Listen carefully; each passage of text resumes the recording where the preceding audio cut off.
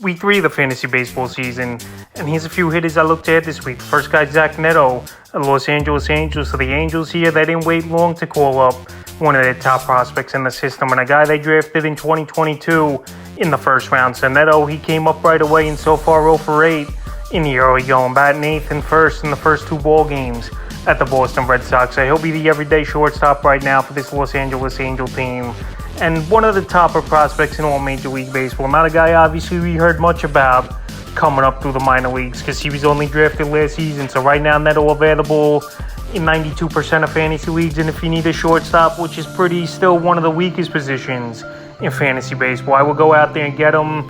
And this week, he could be a top ad. So far, 2 games, he hasn't done much, but it's very early in his MLB career. The next guy, Brent Rooker of the Oakland Athletics. So right now, the A's, they're throwing out a lot of guys that most people never heard of in baseball. And right now, Rooker out there in tons of fantasy leagues in 91%. And so far, he's off to a good start as Rooker. 4 home runs, 11 RBIs, 5 runs scored, a .310 batting average, and a .364 on base. So right now, he's one of the best hitters on this Oakland Athletic team. Batting third in the lineup, and he's really doing some damage, driving in runs and showing some power. April 12th at the Baltimore Orioles, 2 for 4, a homer, 3 RBIs. April 13th at the Orioles, 2 for 4, 2 homers, 5 RBIs. April 14th versus the Mets, 2 for 5, a homer, 2 RBIs in that one. April 15th versus the Mets, 0 for 3. And April 16th versus the Mets, 2 for 4. So right now, like I said, this A team could be one of the worst teams of all time this season, record-wise, when it's all said and done. And Brooklyn an everyday opportunity. Batting third or fourth in this lineup here for this Oakland Athletic team.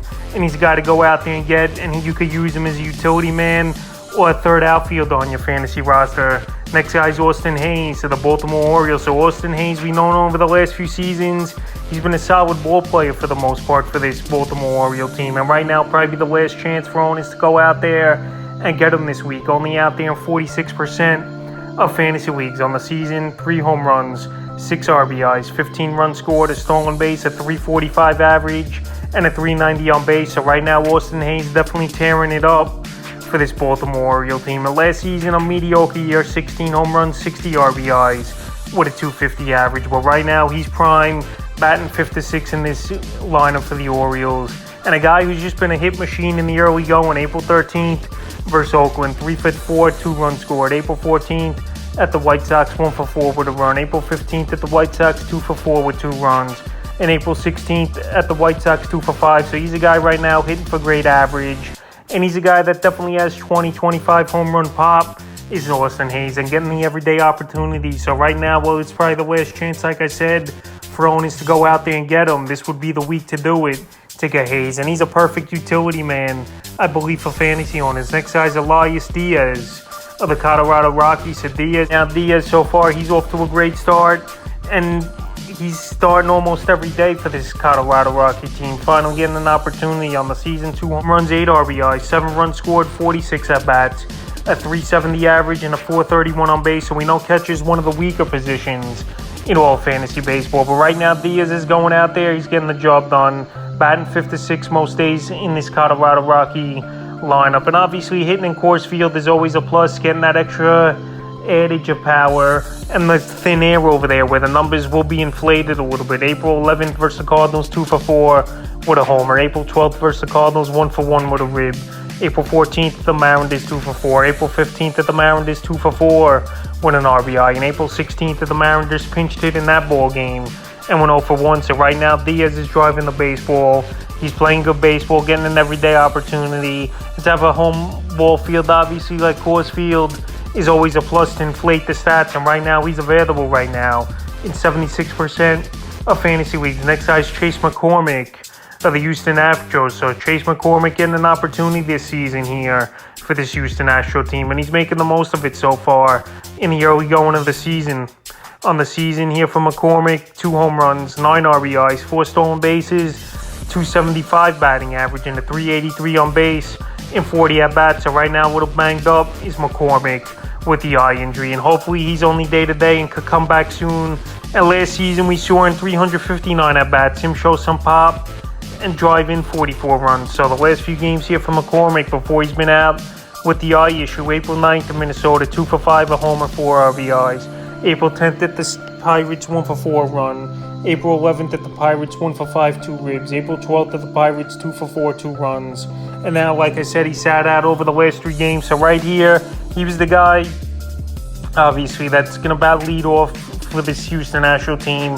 And the table setter. A guy's going to score a lot of runs. He's going to steal some bases. And he'll show some pop as well, like I mentioned, where he could hit 20, 25 home runs possibly as well. But hopefully this eye injury don't keep him out long here, is McCormick. And it's only a day-to-day thing, and he can return in the next series here versus the Toronto Blue Jays. And right now McCormick's out there still in tons of fantasy leagues at 66%. The next guy, Gio Urshela, the Los Angeles Angels. So this Angel team, they got a lot of decent hitters on this roster. Obviously, it's led by the headliners and the big-time guys like Mike Trout and Ohtani. But now you got Gio Urshela over there.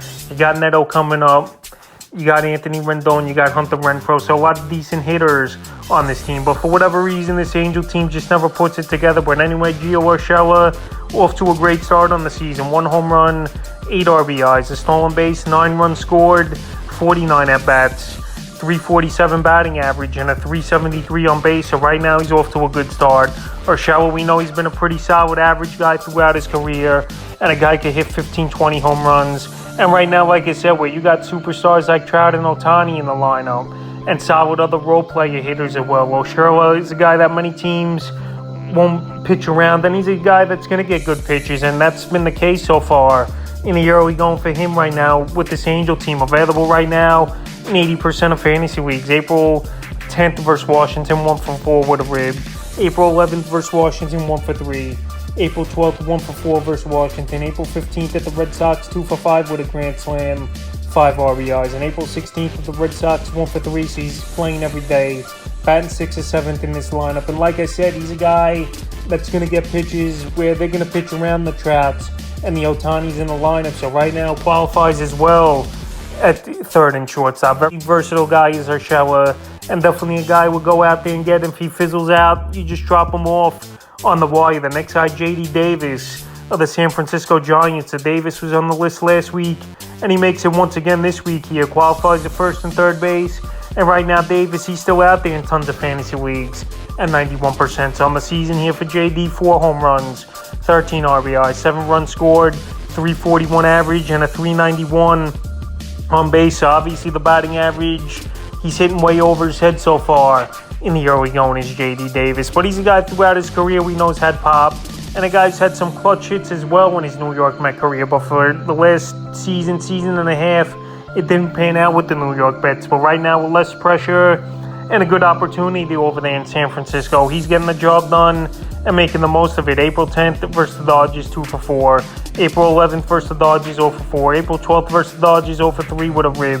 April 14th at the Tigers, 2-for-3, a homer, 3 RBIs. And April 15th at the Tigers in that one, 2-for-4, a homer, 3 RBIs. So right now, batting third or cleanup in this lineup. He's a main guy, obviously, batting in that position for the San Francisco Giant team.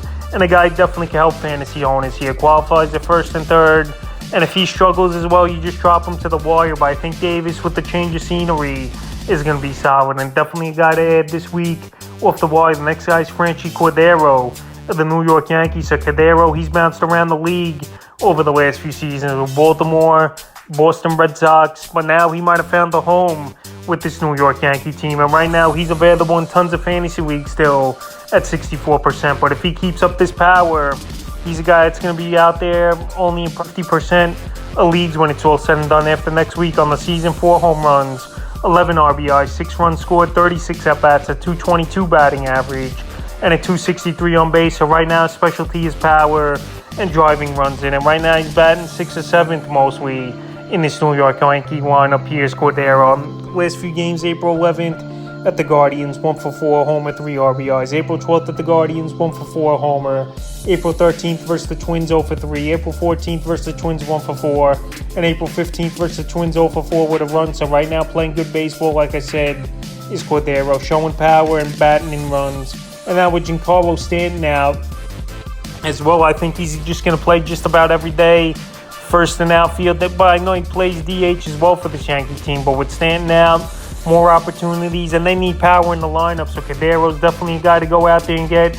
And even if he's a low batting average guy, but has power, he still could help fantasy owners, no doubt about it. The next guy is John Birdie of the Miami Marlins. So Birdie, we know he's a utility guy, second, third, short, and outfield he qualifies. But right now, getting the everyday opportunity with injuries on this Marlin club. On the season, 1 home run, 4 RBIs, 4 stolen bases, 6 runs scored in 47 at-bats with a 255 average and a 286 on base. So right now, Birdie out there in 52% of fantasy leagues. And like I said, he's not going to do much in terms of home runs and RBIs, but runs scored, batting average, and stolen bases where he's going to help fantasy owners is Birdie. April 11th at Philly, 2 for 3, a homer, 2 RBIs, a stolen base, 2 runs scored. April 12th at the Phillies, 0 for 3 with a stolen base. April 14th versus the D-backs, 2 for 4 run, 2 RBIs, a stolen base. April 15th versus the D-backs, 1 for 4. And April 16th versus the D-backs, 0 for 3. So right now, playing every day, like I said, qualifies at tons of positions. 4 positions is Birdie. And a guy, like I said, if you need stolen bases, runs scored, and decent batting average, that's where he's going to help you out. And I would go out there and get him this week. And the final hit I look to get is Brett Baty of the New York Mets. So Brett Baty just called up from the minor leagues, and he's been tearing it up down there with 5 home runs and hitting over 300. And the Mets, they need some offense. So right now, it's a perfect time for them to call up Brett Baty. Last season, he did have a cup of coffee with the big club. Here's Baty, and one of the top prospects in baseball, and obviously in the Mets system. But last season was a struggle for him in a small addition. 7 for 38, 2 home runs, 5 RBIs, 4 runs scored, a 184 average, and a 244 on base. But like I said, he's a high prospect in his Mets system. A lefty batter, a guy with pop, and a guy that they have a bright future for, where they didn't trade him, obviously, because they think he could do a lot of things, is Brett Baty. And now he's going to get the opportunity, and especially with Eduardo Escobar just having a horrible season this year, where 1 home run, 6 RBIs, and hitting 114 on the year and 48 at-bats. I think they've seen enough, and they know this team needs offense. So Baty, as long as he's playing pretty much 5-6 days a week for this Met team, he's definitely a guy that's going to have fantasy value. And right now, while he hasn't had an at-bat yet, and he'll probably start in tomorrow's ball game as Baty, he's out there right now still in tons of fantasy leagues at 74%, but that percentage is going to be gone quickly, where in a day or two it might only be 40 or 50% available. So that's a few hitters I look to add here in week 3 of the fantasy baseball season.